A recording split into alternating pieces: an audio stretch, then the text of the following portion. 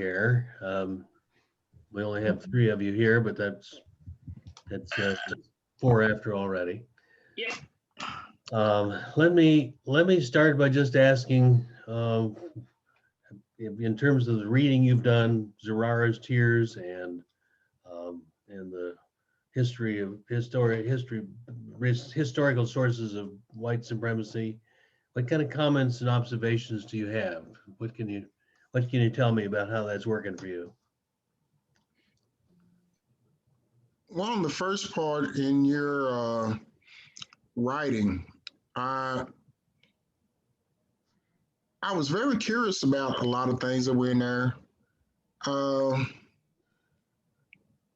especially. Let me get my notes here, because when I was reading, I was taking notes.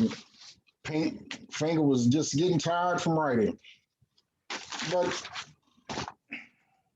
when you got to Charlemagne, that is something that I said made me curious, because besides him demanding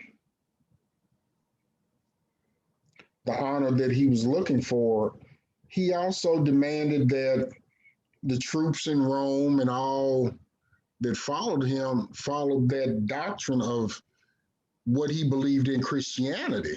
Yep. They all And had to be good Catholics. yeah, because you phrased it as the gospel of discovery, when it got also to Pope Nicholas V in 1452. Mm-hmm. I mean, but it was a lot of points in there that, you know, it piqued my curiosity on, Good. because the things you researched, even with the church and all that, with the church, that was very fascinating. And like where we discussed last week, where they had took paintings with women in it and put beards on them. Right. Right. Yeah. All right.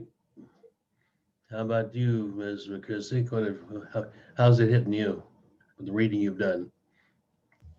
Questions, comments, observations? With Zara's Tears, because I really haven't, to be honest, gotten off into the colonial thing quite yet. Okay. But with Zara's Tears, the comparisons that he did, far as the crucifixion versus the slavery. Mm. Um, Also, um, like I had read it over a week ago, and I didn't, like I said, I did NASCAR and I did it at the last minute, so I'm really trying to grasp it. But when he compares slavery and the crucifixion, but the two concepts, how yet they were similar, yet they were alike, but what they were trying to portray, Mm-hmm. contrast off of each other. And then um, there was something else that was so grappling. I was like, wow, that's powerful. It was on the tip of my tongue and it just flew straight out the window. Right. That's that old people brain. It'll come back to me. But it was at the beginning of it. It was another comparison that he did. I thought it was very powerful. But he just pointed out all these different things where you just never thought of until, like, I don't know, it was just when I read it and I was just like, I didn't see it that way until I Mm-hmm. seen, I was reading it. But it was interesting. It was a very intriguing read, but I got angry at sometimes, and then sometimes I felt compassion at the same time. I don't know, that's it was kind of like an up and down type of thing. So that's the way I was. But the one with the slaves and then the crucifixion, that's what I really held on to. And then I just kind of was like, oh, okay, time to go. Nice. Let me, with a couple more people, let me go now to, I found a little clip of the author, Willie James Jennings, um, introducing his ideas of this book and the things we're talking about. So let me get, where is it?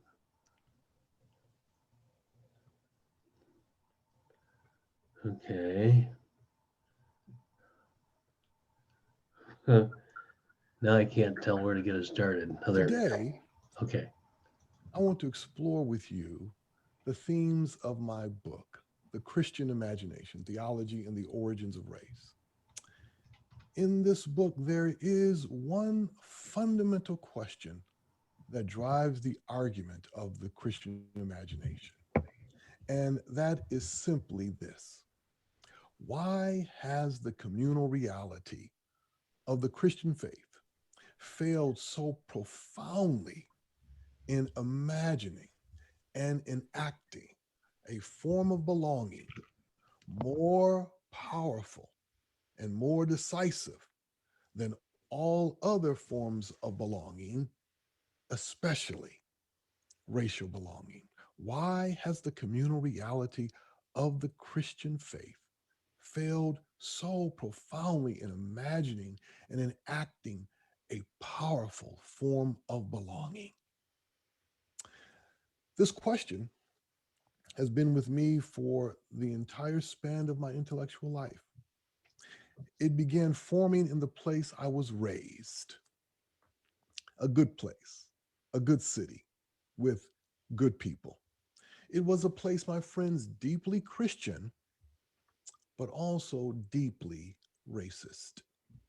It seemed to me that the structural racism was somehow bound to the structure of the Christianity I was being presented.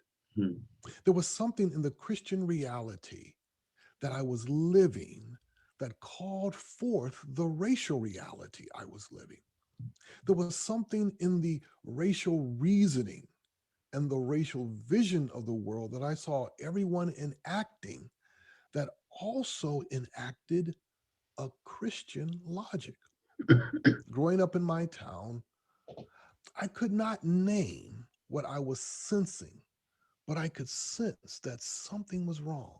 Something was sick, diseased. How I came to see this as a sickness and not the natural condition, the intended condition of Christians and the Christian life, is in some ways part of the mystery of the Spirit's working. I sensed, thank God, I sensed contradiction.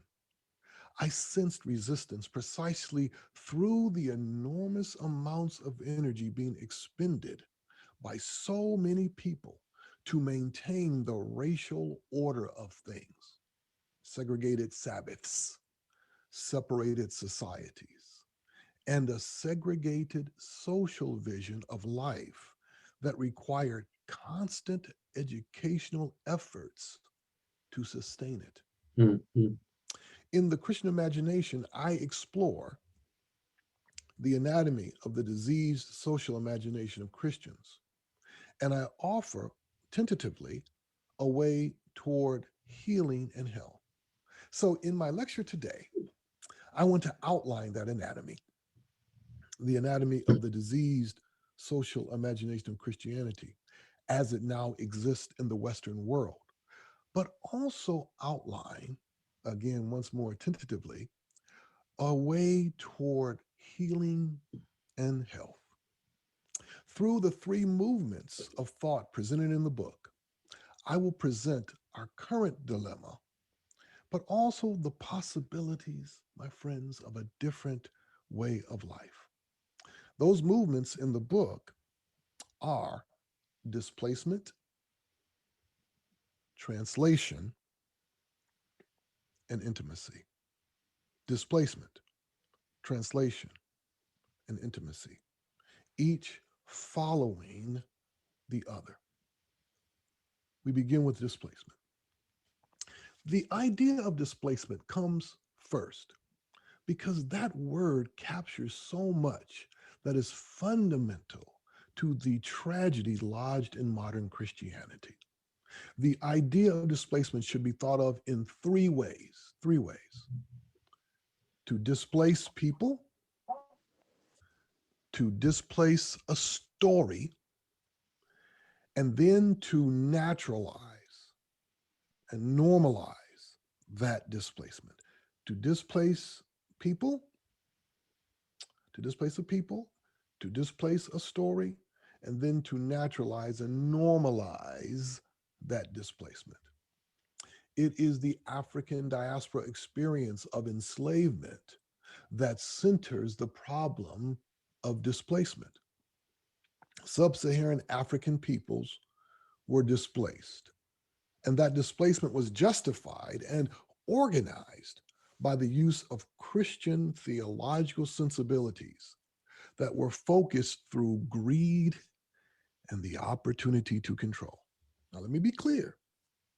Christians did not create the early modern slave trade, but Christians did offer one of the most elegant justifications for it. And at the heart of those elegant justifications were two Christian doctrines, crucial to the shaping of a Christian vision of the world. They are the doctrines of providence and the doctrine of creation, the doctrines of providence and creation. And with creation specifically, God's claim on all of creation. In short, these two doctrines applied to the opportunities afforded by slavery and entering into new lands meant that the church in the old world of what we would later call Europe saw itself doing God's work in the world through slavery and the appropriation of lands.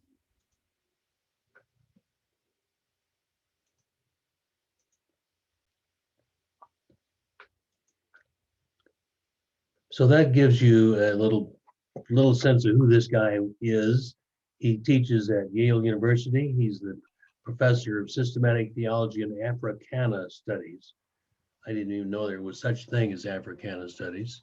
That's pretty neat, actually. He was formerly at Duke University teaching theology there and was the dean of the divinity school there. In 2014, he won the Gromeyer Award, which is a University of Louisville, and the Louisville Presbyterian Seminary Award for religion, the best book of the time in religion. I heard that I heard that lecture that he gave here in that year, and that was when I began to see, oh, here's how the whole business of white supremacy has gotten baked into our culture from that time of colonialism. So that's a little bit about him and about that. I was asking you for some thoughts about your reading of Zurara's Tears. Any of the others of you want to share some of that? Jamal, Malik, Maya, Stephen?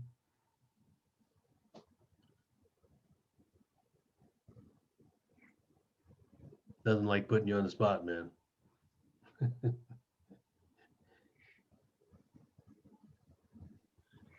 Really, as you said, just how it's been baked, into the West, our understanding. And I honestly, it's very it's just eye-opening, when you grow up. I grew up in church, you grew up in Black church, and I have friends who are Christian also, who are white. And so I'm just really taking it all in, Dr. Sawyer. It's just, it's mind-boggling. Okay.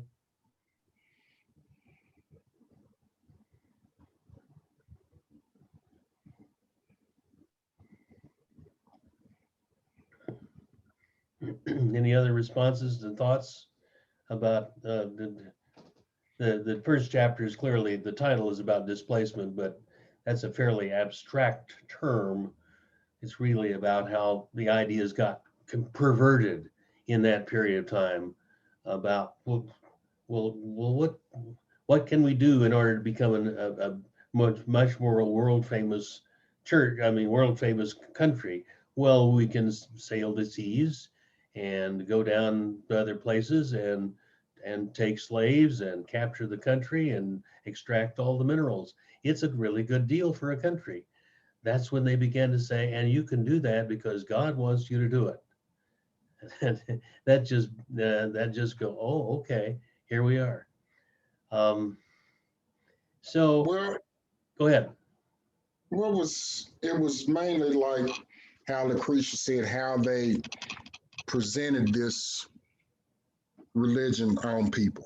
Uh, with the illustration of the crucifixion, I believe in one sentence they described where Black women were being beaten, Mm-hmm. and they tried to say, well, look, this happened to Christ, so he made the sacrifice, so you should make the same sacrifice Mm-hmm. and accept, this punishment, beating, and how they herded them like cattle out in the middle of a field, um, trying to make it a representation of how Christ was basically herded to, his own death on the cross. Right. And, that's why I was telling you the other day when we talked about it. At first, I looked at it when it started out as he was conflicted Yeah. about his writing. But as you read more and more, that left me because now you see everything he was doing was very intentional about how he used the Bible, Yeah. how he used illustrations of Jesus, and how the wordings of it to represent what they were doing to these slaves. And, the part with the town people coming out there, how they spoke of how it justified, Mm-hmm. all the town people being there to witness this. You know, in my mind, I'm looking at him as, he's looking at this as a great extravaganza to him to further, his interpretations of religion, on these slaves. Yep.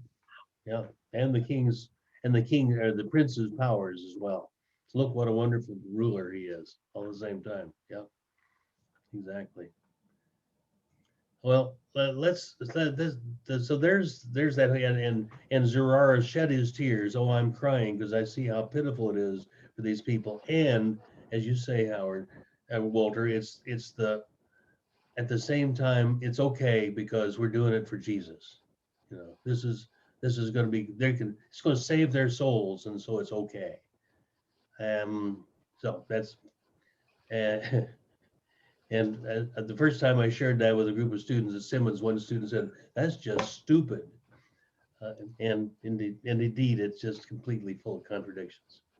Well, I mean, let's do a but little historical analysis of this reading, okay, of Zurara's Tears. We'll start with the main characters or the names in the stories. Who are the key characters in this story as you read it?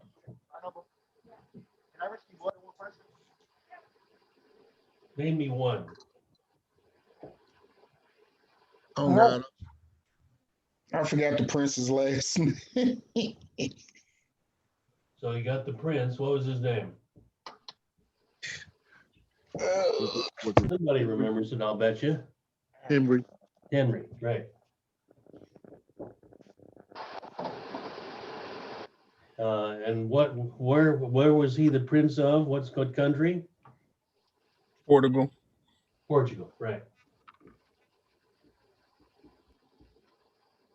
The name in Portuguese was Infante Henrique. He also had a nickname. Did you catch his nickname?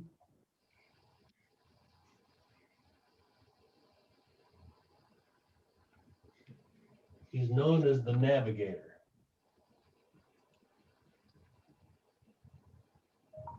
And that wasn't because he was getting out on the ships and finding his way around the world. He was simply sponsoring and hiring people to go out and sail the seas, to go out and capture more areas and so forth. But that's how he made his name. He was the third son of the Portuguese king, not the oldest. Therefore, he couldn't become king. So he was trying to make his name through military and seafaring exploits. Um, this, as Zurara actually says, it was that whole scene with the field was devised in order to show off what a great ruler Prince Henry was. Really good deal. Yeah. Okay, who's another character in this story?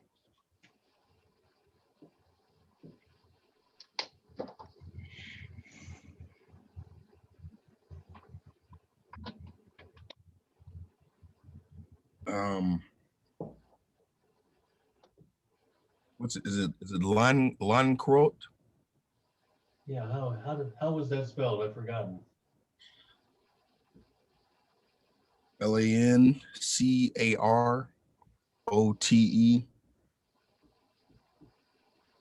Yeah, and what was his role?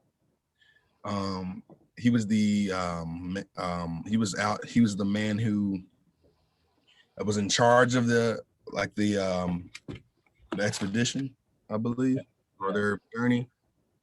So he was the guy that pulled it off for Henry. Yeah. Good.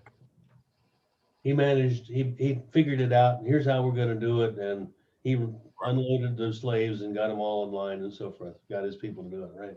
Okay, who else?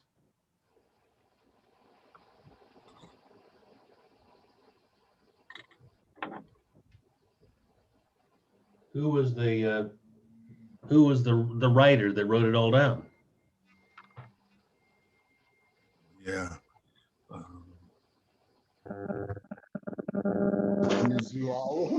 Yeah.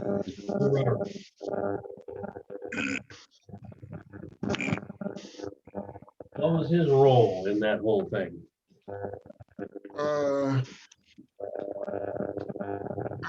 Chief, I want to say the chief interpreter of the Bible and the library that they had. Yeah, he was the librarian and the historian, basically. He would write up the exploits of King Henry, Prince Henry, and it is his historical documentation that brings us this story. That's how we know about it. It's a very well known story around. Many historians tell this story, not just Jennings. I hadn't heard it before I read Jennings. No, I've seen it other places. Zurara was a scholar. He was a very, very religious man. Had taken, or he wasn't ordained as a priest, but he had taken orders as kind of as a monk. Yeah, he was a scholar of the time, very much in terms of he knew the Greek and Hebrew. He could read the Bible. He could read other things. He read widely in the literature and the science of the day.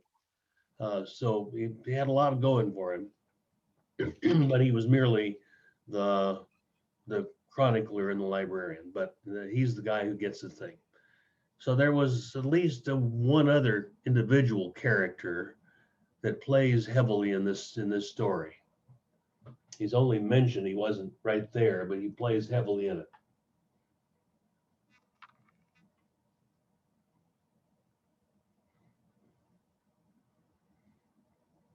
I give you a clue. He wrote the bull or the document that said it was okay for the Portuguese king and his prince to go down and take those African slaves. Mm.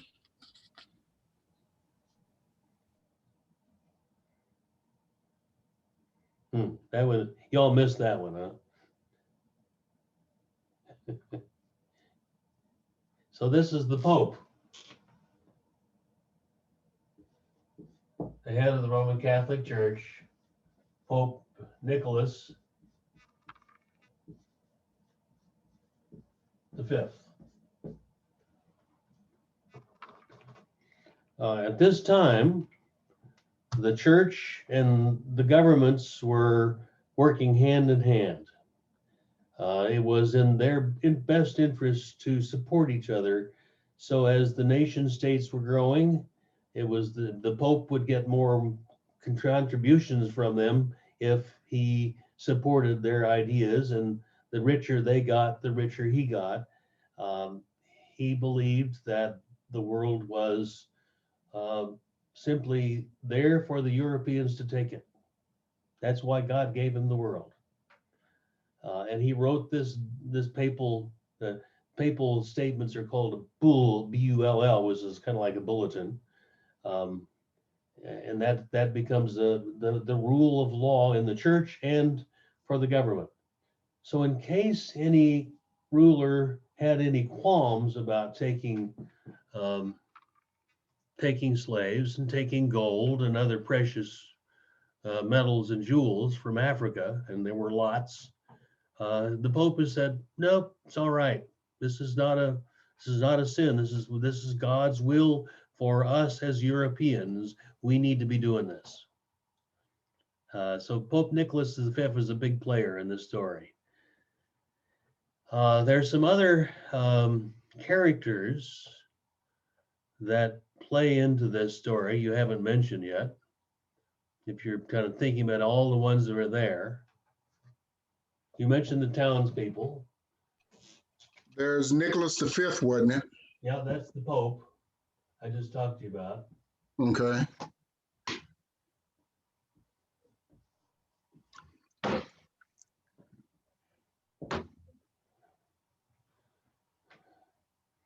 Does anybody mention the African captives?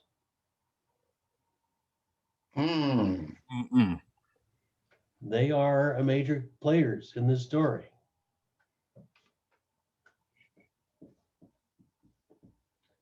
They are described completely.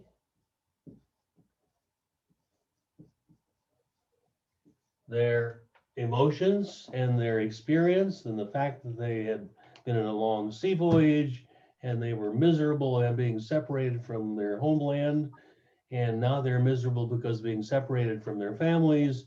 And they had no idea where they were. They couldn't understand the language. Nobody was looking out for them. They were just simply herded around like cattle. And that is a very clear description of the beginnings of slavery's experience for them. Those people were, it doesn't quite say exactly where they were from. But my looking at some other history suggests that they were probably from Guinea, the western chunk of Africa that sticks out there to the west. So these are sub-Saharan Africans, and that means that the largest chunk of the northern part of Africa is desert. Then below that becomes the steppes and the grasslands, and then into the jungles of southern Africa. That's called sub-Saharan Africa, and those people were mostly black. Except the description of Zurara talks about there were a variety of colors and hues of skin as well. Did you notice that? Well, Dr. Sawyer, when I read that, I was kind of wondering on it, because the one thought it brought into my head when they said there were whites, Yeah. were these people that were captured from somewhere else doing battles or anything? Could have been. They may have been collected by slave traders on the coast of Guinea, and they were traded around Africa a lot. The Muslim dynasties were engaging in slave trade, so they may have been light brown people. I don't know. But yeah, and the description, did you catch the way that Zurara described the different shades of color of the people and what they look like? White, mulatto, and what disturbed me was how he described the blacks. Yeah, I mean, he made it a point of going into great detail Yeah. of describing their color. And it could be said almost as a distaste for him. well, he actually used the word ugly. That's what I'm saying. Yeah. That Yeah. I'm saying his Yeah. He said distaste ugly. for him, because he used the word ugly. I Mhm. think he also used the word deformed in there. Yeah. Malik, what were you going to say about that? Oh, yeah. Same thing. Yeah, I was reading that, and he said, where he said, where blacks as Ethiopians, and so ugly, both in features and in body. Right. That was kind of little. That just made me a little angry right there. Yeah. That made me a little angry. So That's where the beginning of this justification of slavery for black people is different at this point. That what the Europeans are doing, they're shifting. They're don't been slavery also way back in the Bible times and others, but it was never connected with a particular race. It was just whoever got defeated, they took the people from that country and took them into slaves, or people, whatever. But in here, they're now deciding that it's a certain class of type of person that is more suitable to slavery because they are inferior. And there's a phrase that he used in this chapter for that concept.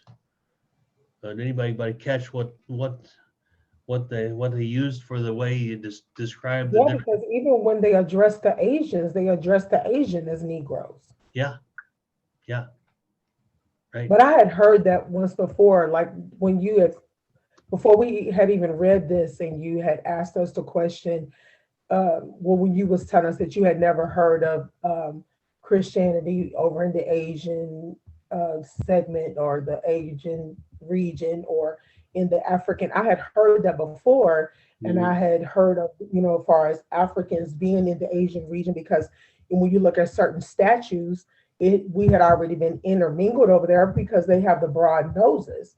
We're Right. everywhere. So I had heard of that also before. But yeah, when he had stated that they had called the Asians Negroes, but like I said, this read had your emotions up and down. Yeah, Yeah, yeah. That's that's all I can part of say. why I wanted you to read this. This just puts it in just absolutely emotionally graphic terms, how this whole business of slavery of the Africans has shaped the world in that particular from that particular moment. It's still shaping the world, Doctor. Yeah, yeah. So But there's one other character I want to mention that's not, I think it's mentioned in here a couple of times, but it's not a major character in this thing, but I want to get it in your mind. And that's a guy by the name of Christopher Columbus. Yeah, and he talked about how they made the notes on the silky hair, and he saw people and their skin was as black as the ground and all that. Yeah.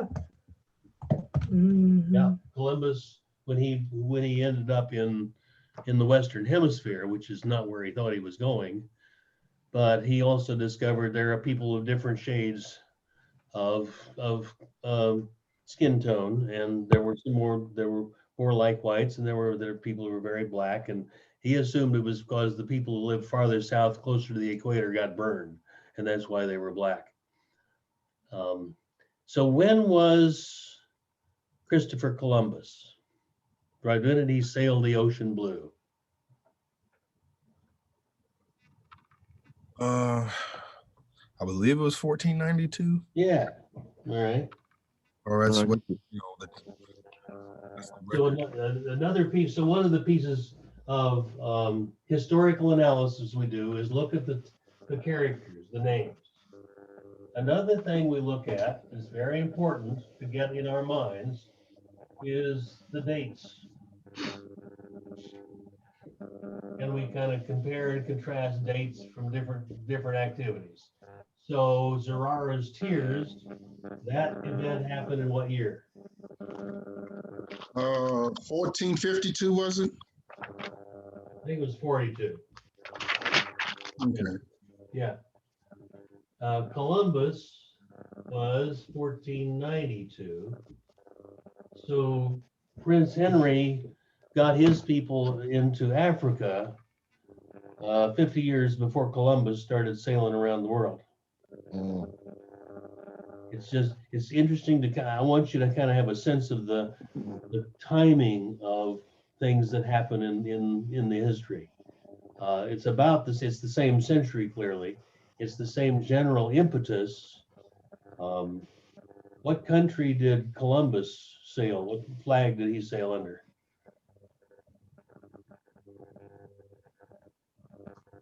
Was it, if I was like England?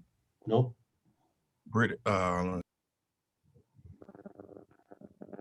Okay. Columbus himself was Italian, but he talked the Spanish king and queen into financing his trip. He said, "I believe the world is round, and I won't float off the edge of the world if I go over there and I can get a great connection between us and China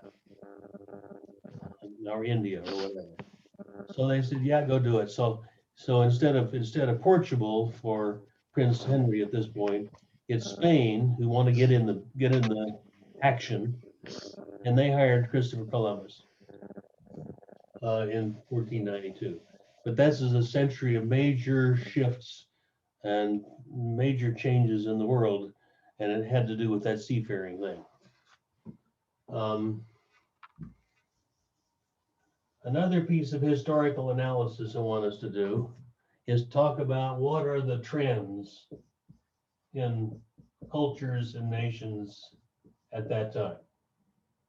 What's happening in the world that leads to this kind of event? I don't know if you catch any of this kind of stuff, and I've talked about some of it.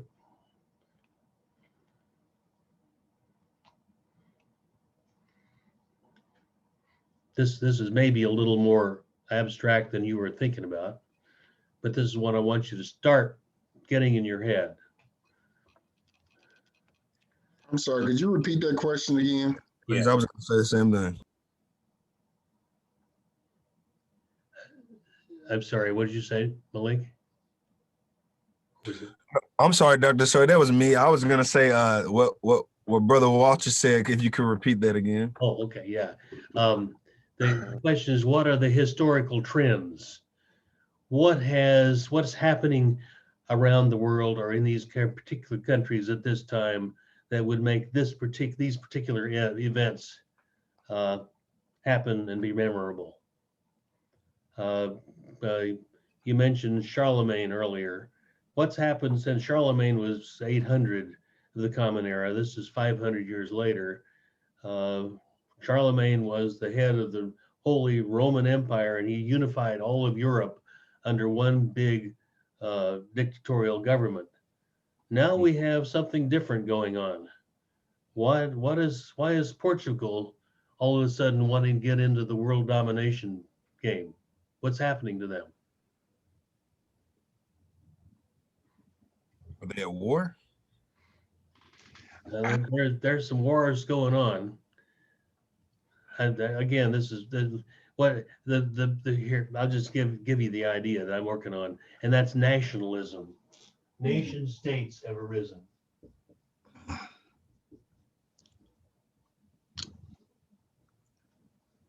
And instead of a big empire of all of the European states belonging to the same empire, all of a sudden these countries are saying, no, we're going to be our own country. We're going to have our own borders. We're going to have our own kings, and we're going to do our and that led to a lot of wars, as you said. So that France became its own country, and Germany and Austria became countries, and then Spain and Portugal and Italy and England and Belgium and Holland, all of these countries all of a sudden said, no, this is us. We're not part of Europe anymore. We are us. So that each of them has to get some advantage over the others.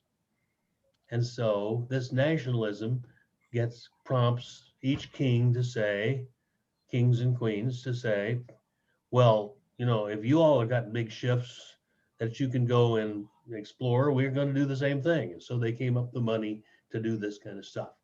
So this is the rise of the nation state. It's a major change in history at this period of time. Okay, because what I was thinking about was close to that, because as a nation's economy grows, they so grow their military force. Yeah. Yeah. Uh, So the military is a big part of it. And that's what made me think of when you were talking about the relevance of Portugal today, because their economy is growing and they have somewhat of a stable military presence. Yeah. And you see that in most countries, once that begins to happen, they begin to flex their muscles a little bit more. Yep, that's exactly what. The second one is this notion of sea navigation.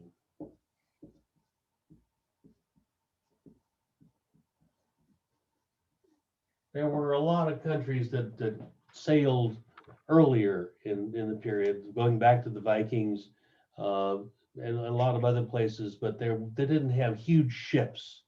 At this point now, they've started developing the size of ship. They're not huge to us anymore. Columbus's ships were relatively small in modern terms, but they were big enough that you could put enough sailors on it, enough supplies on it that you could go for a long voyage and overcome the roughness of the seas. That's also part of the economic growth. We can afford to build and staff ships that we hadn't done before. That's a relatively new thing. Another little scientific thing that was happening, and that's maps.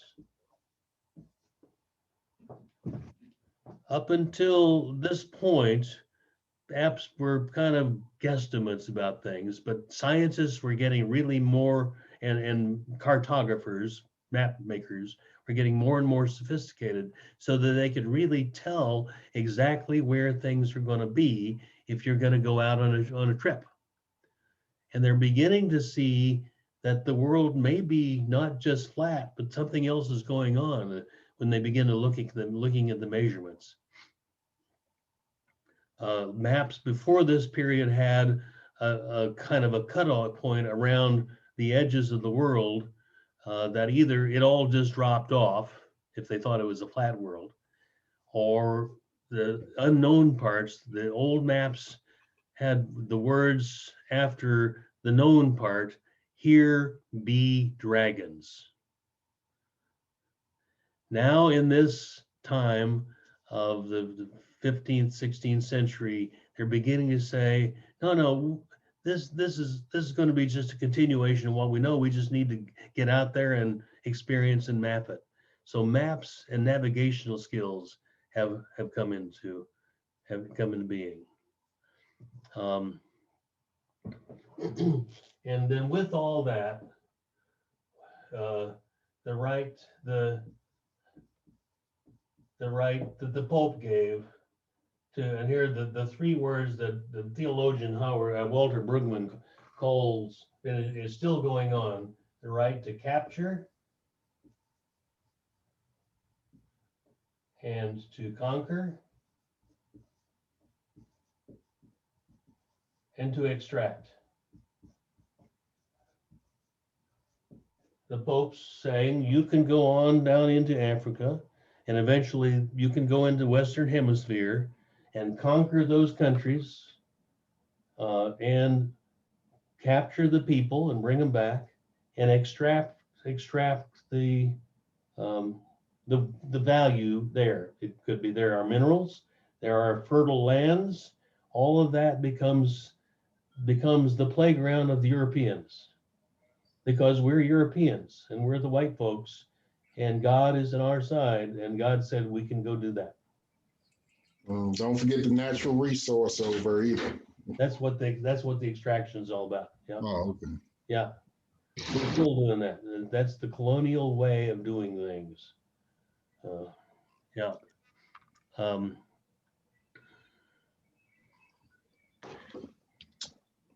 All those diamond mines, and no African owns a single one. Yeah. And in fact, it may have been the subsequent Pope.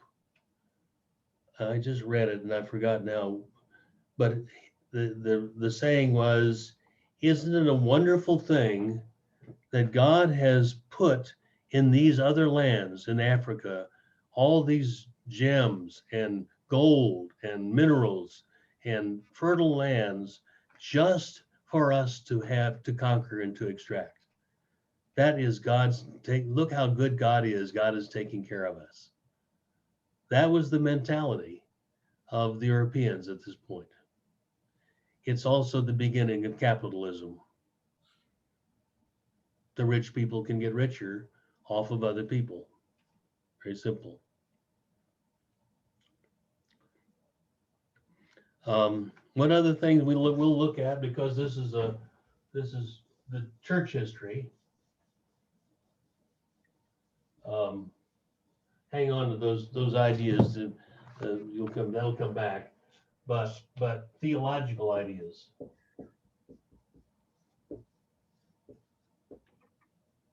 And this is stuff that I mentioned in my paper as well.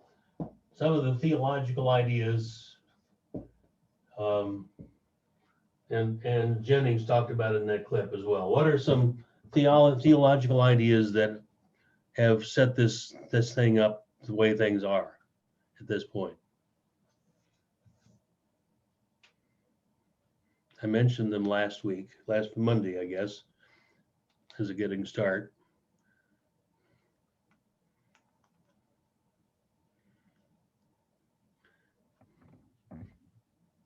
Now I see I passed you past your comfort zone. Sorry about that. So what was the term that talked about how the Europeans have become the chosen people because the Jews rejected Jesus? It wasn't. What was that word you used? That's what I'm asking you. No, I was saying it out loud to myself. Malik, did you have it, or Jamal? I can't remember who was saying. I do have it on my notes. I'm trying to locate it on my notes because I know I did. I believe I wrote it down. Yeah. Super succession. Supersessionism, right? SUPERCESSIONISM. Supersession, and you know this is a college grade course because you have a 6-syllable word that you can be introduced to. You pay good money to learn these big words, I want to tell you. That's good. And that becomes a major theological trick to say God chose the people of Israel way back in the Old Testament, but because they quote rejected Jesus, which isn't quite historically true or theologically true, that God rejected them and has chosen the Christians as the chosen people. Who are the Christians now? Well, look around. It's all us Europeans. Therefore, we white people are the chosen people. God loves us better than everybody else. That becomes a good reason why it's okay to conquer, capture, and extract in other countries.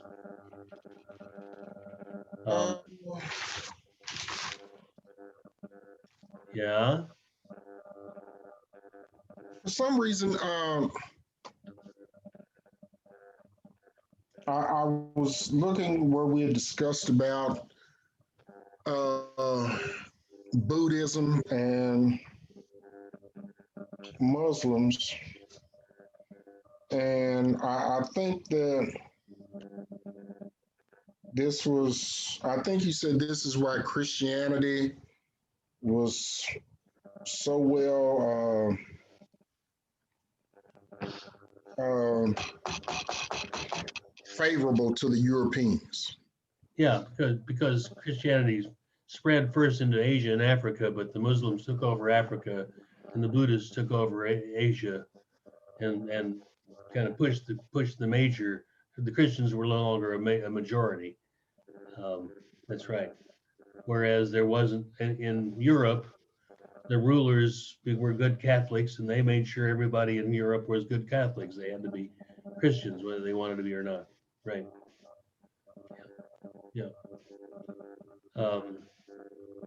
A second piece of that theology is Is it is it Erasure. erase? that's a good one. Yep.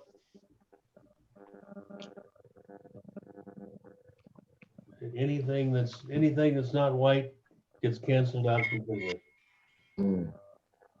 including the humanity of those people from Africa who were brought in to that field in Portugal that day.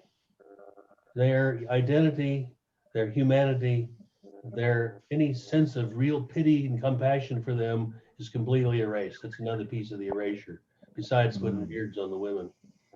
Yeah, Mm. good. Other theological terms we've talked about or you've seen? Mhm.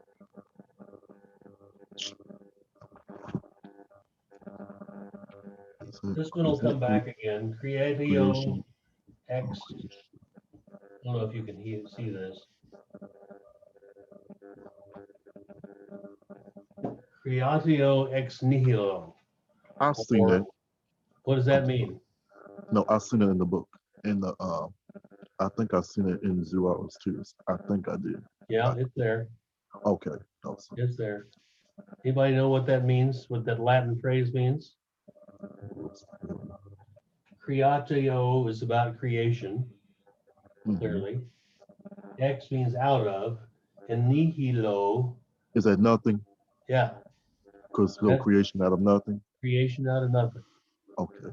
Have you heard a preacher preaching that story? No, sir. It's pretty common. Somewhere along the line, early, uh, Christian theologians began to say that the creation story in the Bible means that God created the world out of nothing. God didn't need anything else to create the world. It was, it sort of suggested in the God spoke and then it came into being. Um, but the creation story says the very first is the earth was null and void and there was chaos reigning over all the earth, over all the cosmos. So chaos and this void, this mass of nothingness, the mass of chaos, confusion was there before God created the world, and God used that and worked in it. That's not out of nothing. But if we say the world is created of nothing, that completely discounts the goodness and reality of the world. What they're using this in their theology at this point in the Zurara's tears story is the world is unstable. It's the fallen world. It's not God. It's something completely other. In other words, it's thought of as it's a dead thing. And our job as Christians is to mold it and shape it and dominate it and make it our own. Therefore, yes, you Europeans, you can go into that beautiful place known as Africa and do whatever you want to, dig the mines, make the people captives, uh, ruin the land, whatever you want to do. Come into the Western Hemisphere and bring in all the diseases and kill off all the natives. No problem, because that's not real land. when the Puritans and the other Americans come to North America, they say this is God's new promised land. We're going to die. That's in that paper, and we'll do with it whatever we want to. Never mind, it already belongs to a bunch of other people, right? Never mind that we have to kill them off or chase them off in order to use that land the way we decided that it's our right to do so. But that's because we believe God, the world was created out of nothing. It's worthless. It's worthless until we make something of it. It's a major theological piece, and it'll take some getting used to that idea that plants it in the mind that it's okay to abuse the world. In a way, the climate crisis that we have now is based on that same issue. The world is we can do it's wastable. We don't have to worry about it, which is not true. All right. So that's a bunch of stuff that I want us to. So you can kind of summarize what I did here today is to do some reflecting on the reading, but then to do the historical analysis. So we talked about the people, the characters, the names. We talked about the dates and getting the chronological perspective. We talked about the trends, what's happening in the world that leads up to this kind of stuff. We talked about then the theological ideas that are behind some of these developments. Those are the kinds of things I want you to kind of look at every time we're studying a period of history. Who are the people? What are the dates? What are the trends, and how did this all get developed theologically? Let me stop and see if you have questions about what we talked about today before I move into assignments for the next assignments.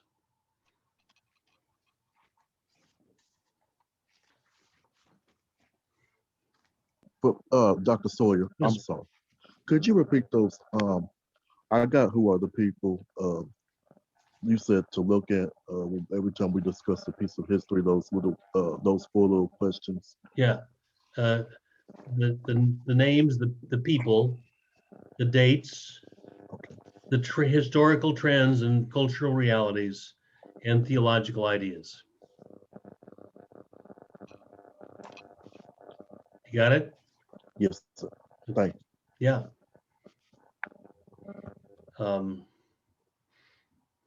I'm sorry, Dr. Sawyer, you said, so that's the name, the important people, the names of the people, the Right. date, theological, what was the fourth one?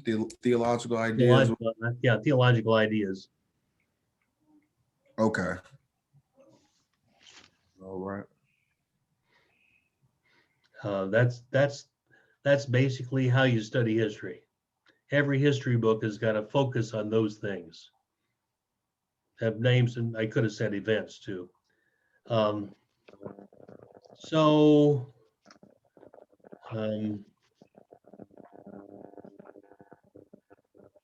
This week, your writing assignment number 1 is due. Let me pull that up here.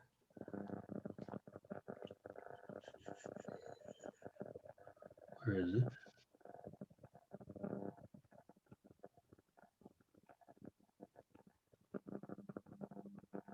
No. Okay. I'll just have to tell you about it.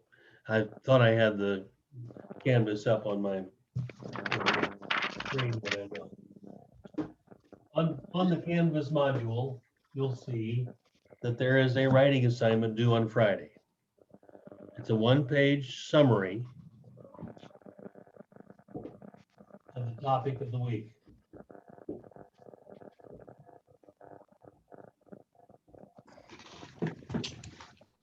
In general, that's what that is, 1 page. I want you to list 3 historical facts about this period. And that could be names, dates, this sounds familiar, Mm, and trends. mm. And then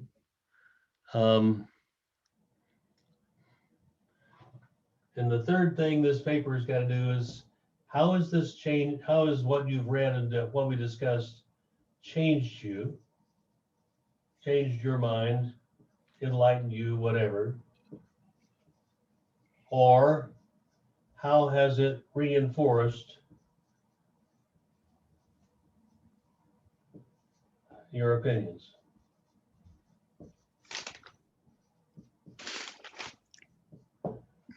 Very simple one-page paper. Okay. Based on So the readings. I'm sorry? I'll say, excuse me, doctor. So you said you wanted names, dates, and what on it? Trends. Okay. This is all in the Canvas assignment. I'm just telling you so you hear it as well as see it when you look it up on the module.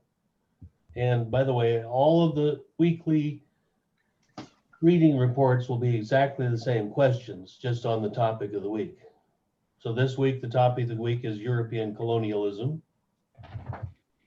Next week, it'll be on the Protestant Reformation of Europe and so on. This can be turned into me on the Canvas page. Either download a document or write it in, or give me an online link to the document that's there.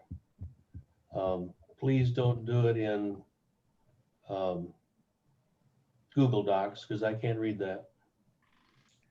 And that's worth 1 point per week. The weekly reading reports are basically 10% of your grade for the term. So there's 9 of them and basically worth 1 point each, and then there'll be a bonus. So it's not a lot. What this does is this lets me know how you're doing. Are you reading? Are you understanding what you're reading? Can you express the things that are you getting the things I'm looking for you to get out of it? And then I can make comments on what you've done so that week after week after week, you'll begin to get better and better and better at doing what I'm looking for. That'll help you prepare for the midterm and the final exam into your paper. Questions on that assignment? Let's do Friday afternoon at 5 o'clock, I think. Maybe midnight, I don't know.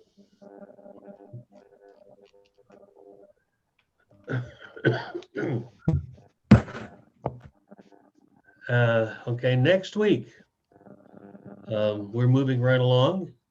The topic for what next week is the Protestant Reformation. Oh, Do what? I'm sorry, Dr. Sawyer. Sorry. Is that with Martin Luther and all, and the 9 theses and all that? Yeah, okay. that's what it's about. I gave you the assignment of the chapters in the Gonzalez Essential Guide to Church History, which is in the library. It's also available on Kindle. Also, if you can't, because of the weather or whatever, you can't get to the library, you can also look it up online. There's lots of information about the Protestant Reformation. I just looked to be sure. There's a history website that is very knowledgeable and reliable. The Encyclopedia Britannica is always a good source of things. And there are other places and other books that can tell you about the Protestant Reformation. So look that up then we'll talk about that on Monday and Wednesday. What's the book called again? An Essential Guide to Church History. And the author is Justo Gonzalez, a Hispanic author here, an American. It's very brief, very easy to read. It's on the syllabus as well. Okay. Thank you. I'm not throwing anything that's not either on the syllabus or on the class schedule or on Canvas. It's all there. I just like to say it so that you hear me say it, you can read it, and you say, oh, I think I'm getting what he's after all. It's not a big secret. Any other comments or questions before we quit? No, sir. No, sir. All right. It's good to have you all with me. Good to see All right. you. Thank you. See you on All right, Monday. everybody I'll look stay forward to your safe. papers on Friday. All right. All righty. Bye, everybody. Be safe. All right. Y'all have a great evening. You Thank too. you too. Bye, Dr. Sawyer. Goodbye. Bye.